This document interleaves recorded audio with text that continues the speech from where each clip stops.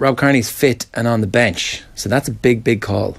It is a big call. It's a brave one because they still need to win. He's the last line of defence.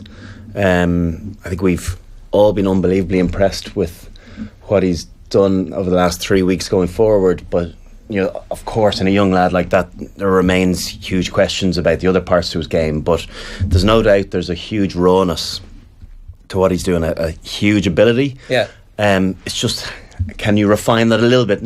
Don't take the spark away in attack, but refine the defensive side of things. And he made some errors, as young guys are going to do.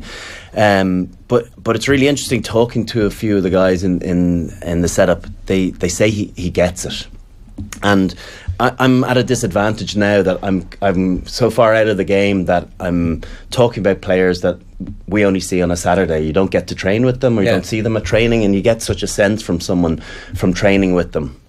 And what I hear about this guy is, yes, he's very raw, but he picks things up very quickly. He's got an appetite to learn. He certainly isn't a know-it-all. So it all augurs well for him developing really quickly.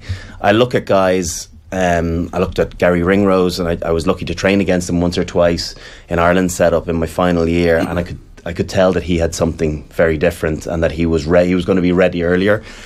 I didn't get that sense about Jordan with the rest of his game, but it's nice to hear from pretty reputable sources within the Leinster setup that he really is going to be one for the future, and that there probably is a chance of fast tracking him pretty quickly. Because we were all debating this pre-Christmas. He'd do amazing things, and we're like, oh, is there any chance of getting in the squad for the Six Nations? That conversation seems to have changed from, is there any chance of him playing in the Six Nations, to, is there any chance of him maybe starting a couple of games in the Six Nations? Yeah, like I've backtracked a small bit on something I said on social media, that I don't think it's the right time for him to get in there.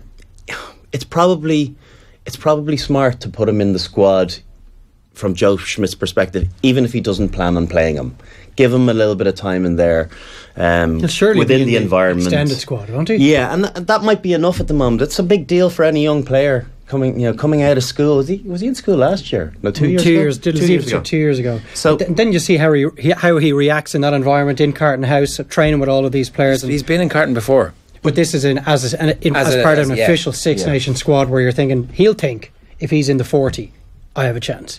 You also have to be a little bit careful too with young guys, particularly very young guys like this.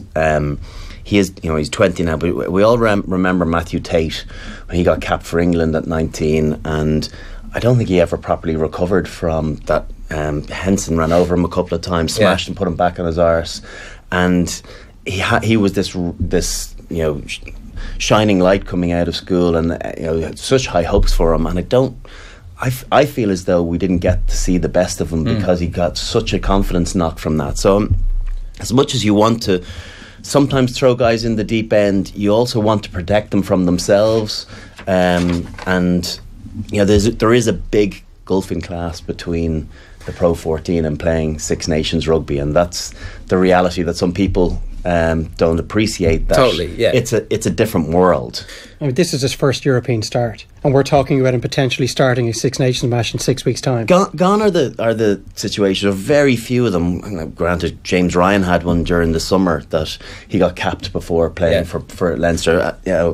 What happened to me in '99? Those situations are almost behind us. And even in James Ryan's case, it was a second string Ireland team, or a diluted Ireland team, because of the Lions tour. So it wasn't quite the same scenario as maybe back in the late 90s, where I don't think there was that level of depth that there is now.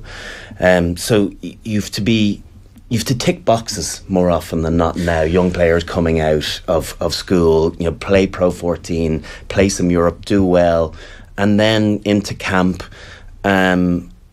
except for the very, very occasional one that just gets everything. Yeah. And I don't think Jordan gets everything yet. I think it's great to hear that he will, and pretty quickly, but time is on his side.